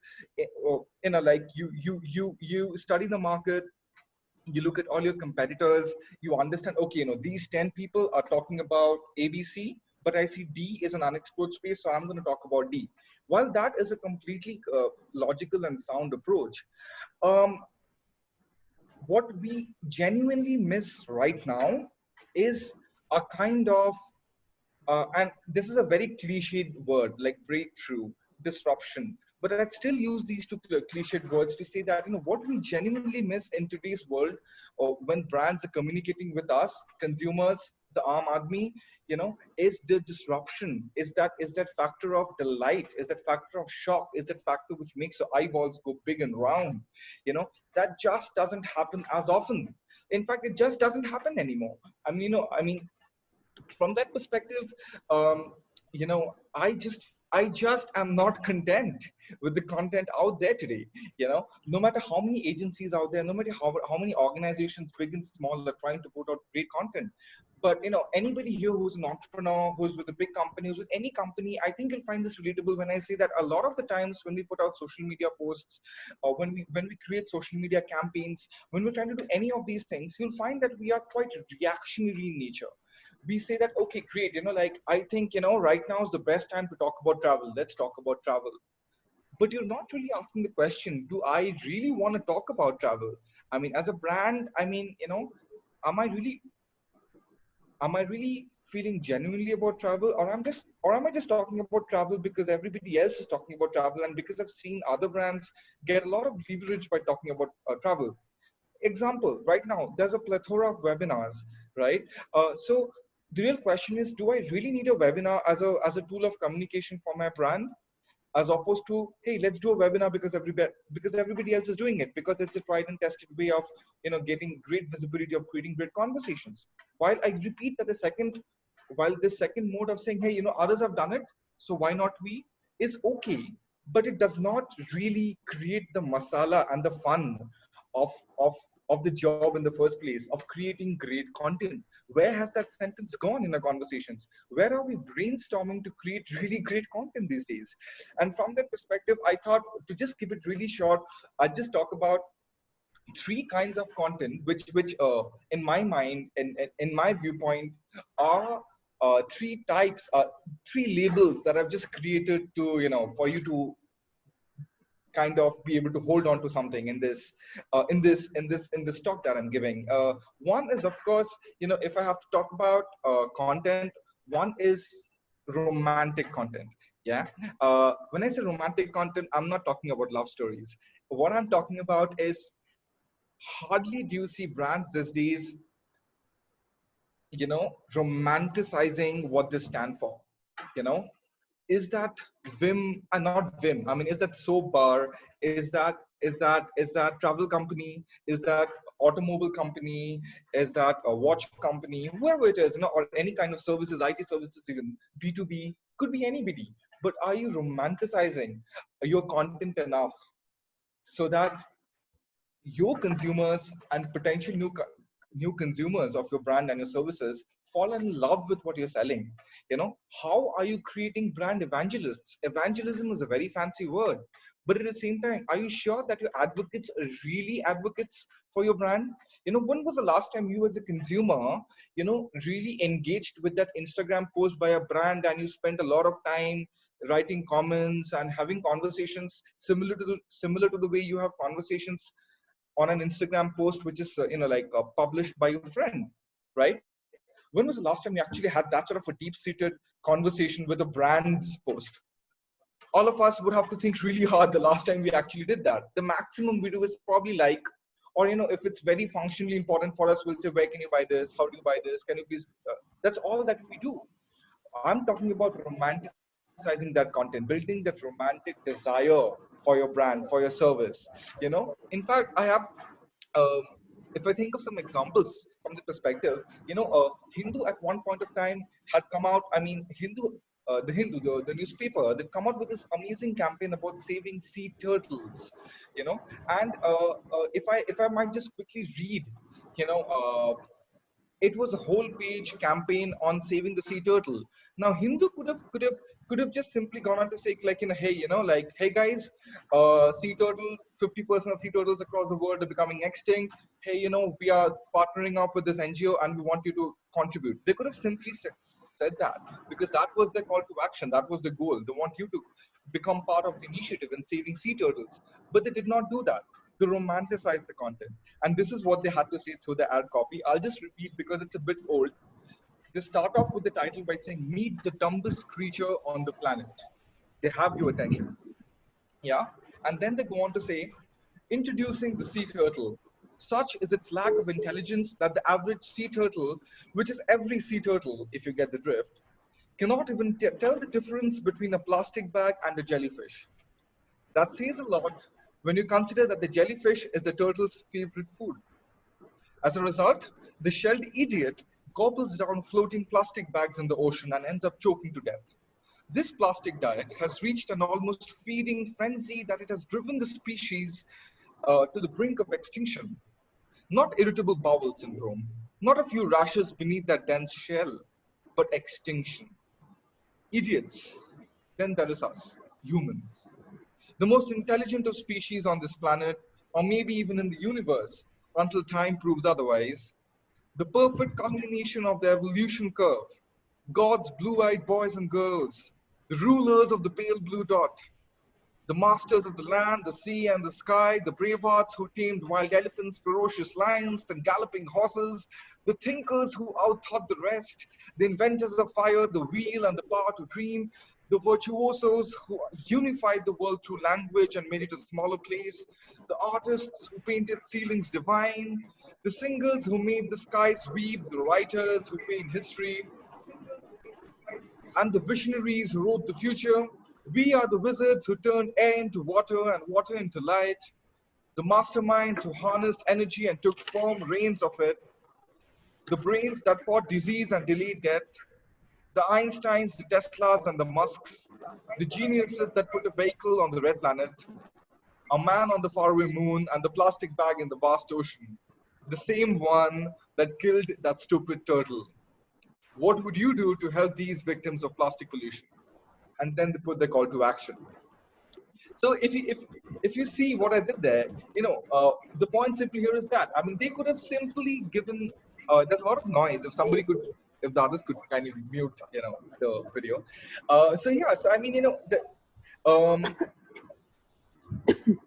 the, to just point out my point right there, the content here is long form in nature. It's not a 100-word listicle BuzzFeed kind of an article. It's a long form, beautifully written pain on the stupidity and the ironic, and I know ironic the word idiot is, right? We're calling the sea turtle idiot, but then we come to realize that we humans are the real idiots, you know? And through this, to romanticize the campaign, they make you fall in love with the sea turtle once again, and you feel like writing to them and helping out and being part of this campaign, right? I mean, there's so many more such examples of these. For example, Forest Essentials as a brand, right? I mean, they have poetry as a part of, like, you know, they actually print and put poetry and make the hero content in their stores. They have paintings in the stores which are inspired by the paintings of Raja Ravi Verma, one of our most acclaimed painters in the country. You know, for example, Sabyasachi, right? All of us know Sabyasachi, and we love and we love the clothing and the designs that he puts out. But also at the same time, Sabyasachi is so real. He's so human. He doesn't need to be. For example, I talked about a travel campaign, right? Rather than just saying, "Hey guys, why don't you please provide, you know, please put in your comments below and tell us about your favorite travel destination." What he has done, you know, he's actually running a campaign called Nostalgia. You know, he's also talking about, he's actually using long form and intimate personal writing. You know, he's talking about that dhaba between Pune and some other city, and how he used to stop at the dhaba when he was a kid with his parents, you know, memories from his own past, very intimate stories that he's making public. And then he's saying, "Hey guys, what are your favorite travel memories?" And by the sheer intimacy that is portraying through the content, you feel like reading that content. You fall in love with the brand called Sabyasachi. Even if, and this is me, I'm a male. I don't even have a product. Sabyasachi doesn't even sell to me, but I'm still falling in love with the Instagram content he's putting out there. This is because it's romanticizing. That romantic element is coming out. Fun fact: Starbucks, the company Starbucks, you know, the name Starbuck was taken from a character by the same name in Herman Melville's very famous novel called Moby Dick, right? So I see that as a huge gap. We can bring literature, we can bring poetry, we can just bring intimate, romantic, long form writing, you know, in the way we talk as brands. And quickly moving on, I believe my time is also coming to an end. This, this a second form of content from in my mind that really kicks up the hornet's nest is weird content that you're not that brands nowadays don't take a chance with. Nowadays, unfortunately, you know, the assistant manager will tell the marketing manager, and there'll be an agency, and at the end of the day, after 5 iterations, people will say, "Okay, you know, let's kind of edit it out, and let's go with the safer option. Let's not be too quirky, let's not be too cheesy, let's not be too politically opinionated, let's not do this, let's not do that. It's not good for business." But hey, there are some amazing examples out there of big companies that have not gone out of business. They've actually put out gutsy, weird. When I say weird, I say it in a positive way. You know, the hutke content, the content that, you know, you need courage to put out there. Where has the courageous content gone? For example, the Unhate campaign by Benetton. The Unhate campaign actually says this in their official. Uh, just I'm so sorry, but I think there's some noise in somebody else's video. Could you guys just, sorry, if you could just mute it out. Thank you so much. Yeah, so for example, the Unhate campaign by Benetton, they actually go on to say that hatred is never appeased by hatred in this world. Imagine how risky this campaign is in today's political scenario. You know, not only in India, across the world. They say by non-hatred alone is hatred appeased. They think that, you know, this profound human concept of tolerance sums up the principles that have inspired their Unhate campaign. And how did they make this campaign come alive? They've actually used the central theme of the kiss, you know, of a kiss between two human beings. They actually morph photographs. They showed two men kissing, and who are these two men? Powerful political and religious leaders like Barack Obama and the Chinese leader Hu Jintao, Pope Benedict XVI, and Ahmed Mohammed Al Tayyib. You know, so they basically were treading on all kinds of places that brands and companies traditionally don't want to tread. You know, they're actually playing around with religion, with politics, with countries, with all these dynamics, sensitive dynamics. But as they themselves say, that, you know, this is to stimulate reflection. Sorry. Thank you, sir. My apologies to interrupt you in between, but since we are bound to a certain time limit, Okay, can we okay, okay. I'm so have a sorry. short? I can see your messages now. I'm so sorry.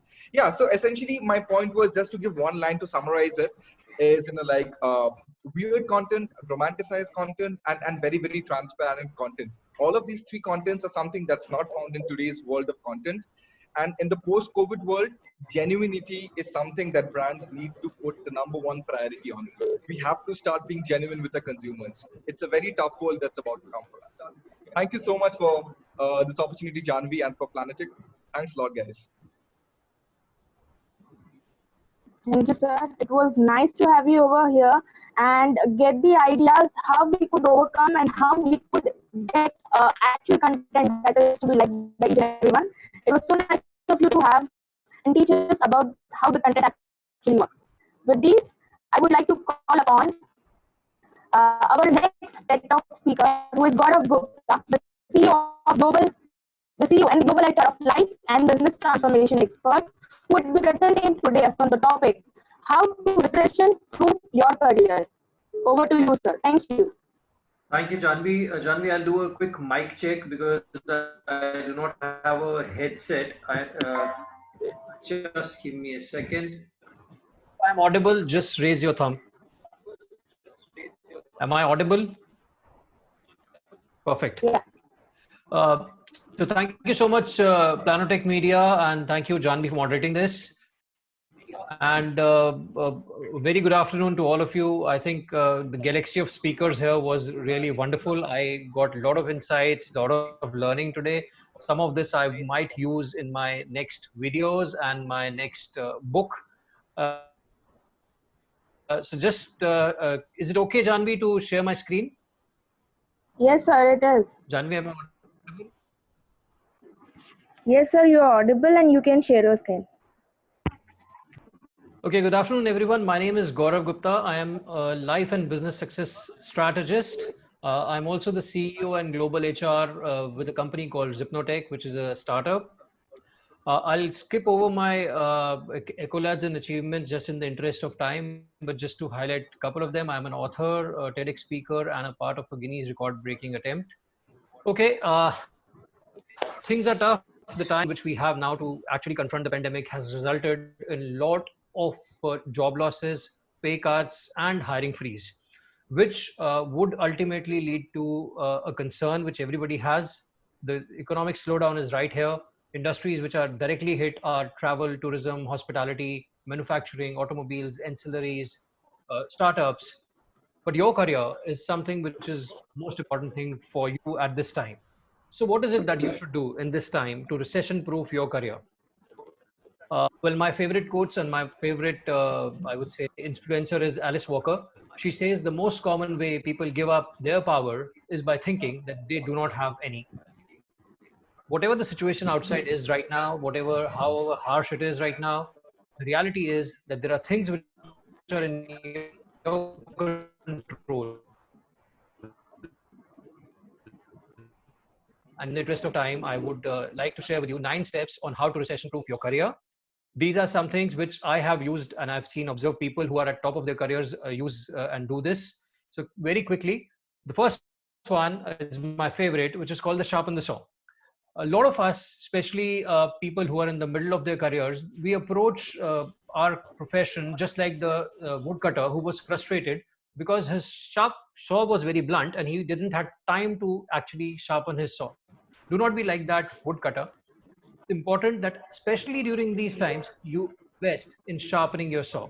So what can you do to be on top of your profession and sharpening your saw? Number one is make yourself absolutely irreplaceable, especially for your managers or your bosses. This is one key which has helped me in my career. In fact, I would say a few years ago when I was the HR manager in one of the companies, my career skyrocketed just because I made myself irreplaceable for my boss and my organization. Second is hone up your job specific skills. And when I say job specific skills, do not only look at the current job you're in. Tomorrow, or I would say rather today, is a time when you as talent need to be fungible and you need to be very agile. So hone up your skills for today and also for tomorrow. Very important is polishing your soft skills, especially your skills of decision making, communication, understanding human beings, getting work done through and with human beings, which is teamwork. The last one here in sharpening the saw is KYIC.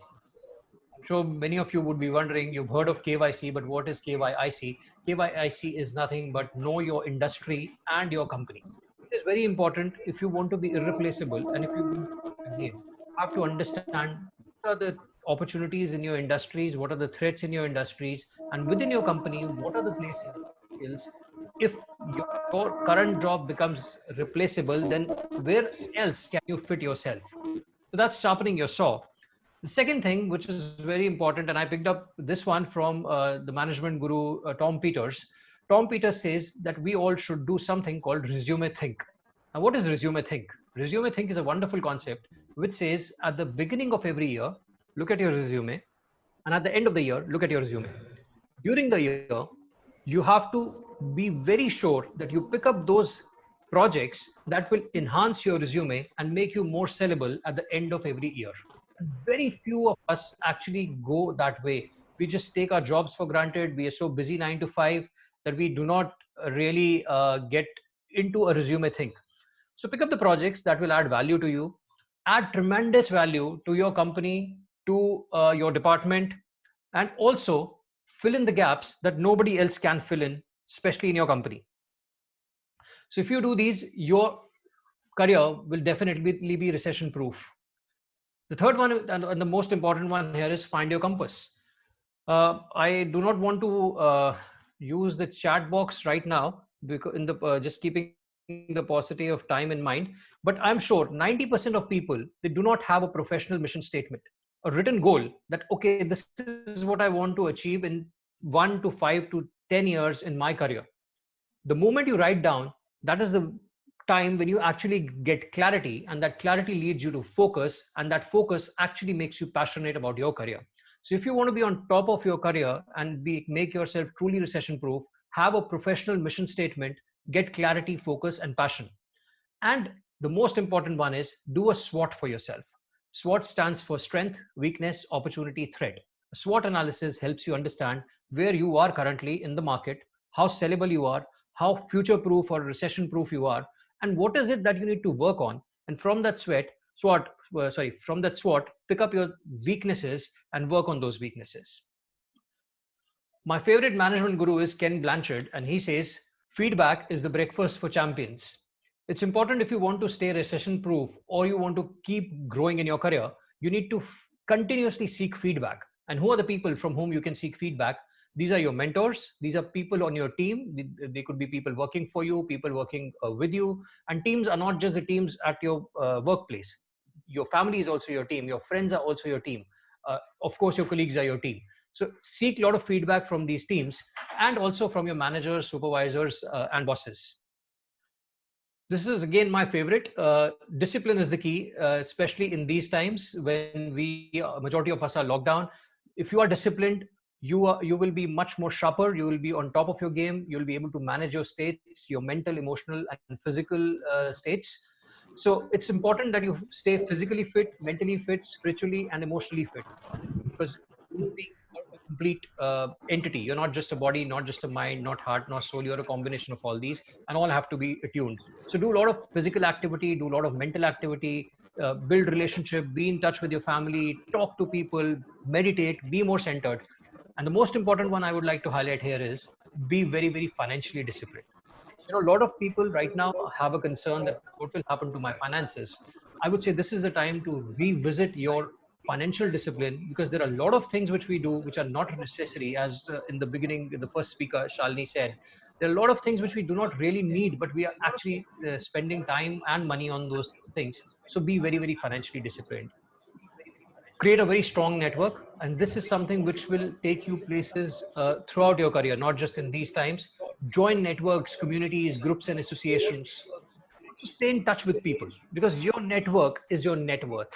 If you stay connected with people, especially in these times, everybody is scared. Your teams are scared, your customers are scared, your companies are scared. Talk to people and reassure them that you are there for them. And that's how you actually build those strong relationships which you can tomorrow when you need bag on.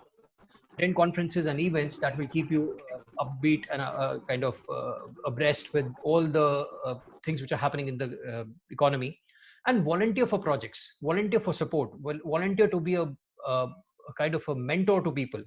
If you really add value to people, your network will be very, very strong. As Khushbu mentioned earlier, be visible, leverage social media.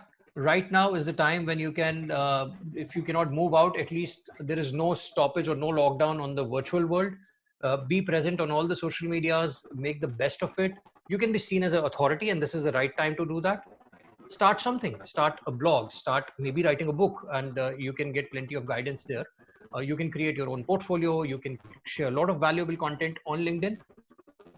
And if things do not happen the way you want them to happen, I would say work on finding a job. And this is something which many people forget. It is common sense, it's logical, it's the most important thing to do. If you are stuck in some situation, just go and find a job. It could be a second job along with your current job, could be a consulting assignment, or you can actually go in for a full-time job.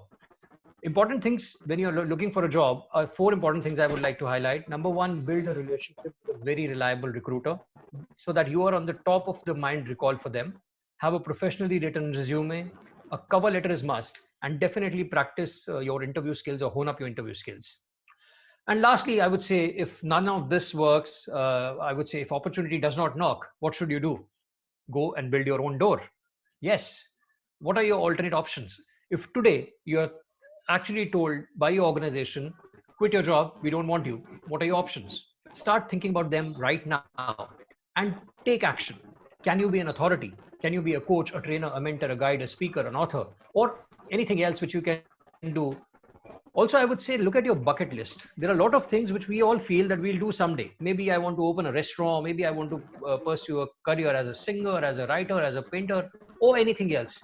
This is the right time, especially when a recession hits every 10 years. That is the time you should actually visit your bucket list and start taking action on the things which you have been waiting for. And finally, I would say flip everything. Flipping everything means just think of this situation as an opportunity.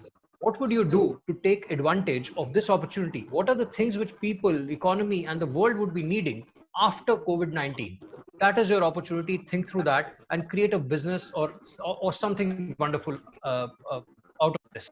So I would just like to leave you with a thought. Just like spring follows winter, prosperity will follow recession. You have the power. Just be strong, just be upbeat, and take a lot of positive action. That's how you can stay on top of your profession, not just today, but in any recession. And as Abraham Lincoln said, the best way to create future, the best to predict future, create it. With my favorite quote, the devil whispered in my ear, "You're not strong enough to withstand the storm." I whispered to the devil, "I am the storm." So if you follow these 9 steps, I'm sure you will be strong just like the storm. So more power to you. And let's stay connected. You can get me on LinkedIn. I have my YouTube channel. You can look it up and also get connect with me on Facebook, Insta. My number and email are available. Let's connect. And thank you so much. I'm happy to take your questions. Hello, sir. There is some few of questions for you. Yeah, tell me, what's the question? Are you taking any classes for the whatever you spoken? Yeah, so I have a program which is, in fact, I have multiple programs. One is for people who are looking for jobs or are currently in a job, they want to transform their career. It's called Career Transformation. And second is for business owners who are currently in this time, they do not know what to do or what to expect next. So there's a business transformation. So I have these courses. You can write to me. I have shared my email. It's gaurav@zipnotech.com. Or you can ping me on LinkedIn. I can give you more information. And second question is how to make ourselves irreplaceable. How to make yourself irreplaceable? By practicing all that I have told you. If you as a talent have the right skill, capabilities, knowledge, and attitude, and you are, you know your company inside out, you know your opportunities and threats inside out, and you're working constantly on yourself, not in your current job, but also what you want to do for future. If you're fungible and agile, you will be irreplaceable. Does this always have good output? About that one, it's a continuation. Last point is the way to go for most people. different sectors to become entrepreneurs? Well, see, I would say job. I have after working 2 decades in the corporate, I have a different take on job. You should be in a job only if you're passionate about it. If you do not really, if you're not passionate about a job, find your passion and be an entrepreneur. That way, you'll be able to create more jobs and you'll be more satisfied at the end of your life. So is it fine if at all they contact you on the mobile number or something? Somebody is asking for the mobile Yeah, number. mobile is okay, but I might not be available for a call. People can message me. Otherwise, my email ID is there, gaurav@zipnotech.com. I Okay. always answer my emails more because it's easier to answer emails than the phone calls. So yes, people can drop me a message on my email or on my WhatsApp. Thank you everyone. With these, I would like to end our webinar with thanking each and every TED Talk speaker for providing us such a precious words and knowledge that they have, which would help us to enhance in these crucial times of COVID-19 pandemic situation that we are facing. Once again, I would like to thank Shalini ma'am, who taught us how the climate and surroundings actually work and how we can practice such a peaceful, sustainable living even after the crisis ends. I would like to thank Kushbu ma'am for teaching us how we could maintain our profile on LinkedIn, as well as how we could make ourselves as a brand on such a social media accounts that we could get golden opportunities that we are looking forward. I would like to thank Pratik Gauri sir, who taught us how we can expedite our transition from 4th industrial revolution to 5th industrial revolution, how we could enhance ourselves and motivate each other while working ahead towards a better future. I would like to thank Gaurav Gupta sir, who taught us how we could make our career more better and how we could utilize our vacation that we are having due to pandemic and make it more useful for a better future.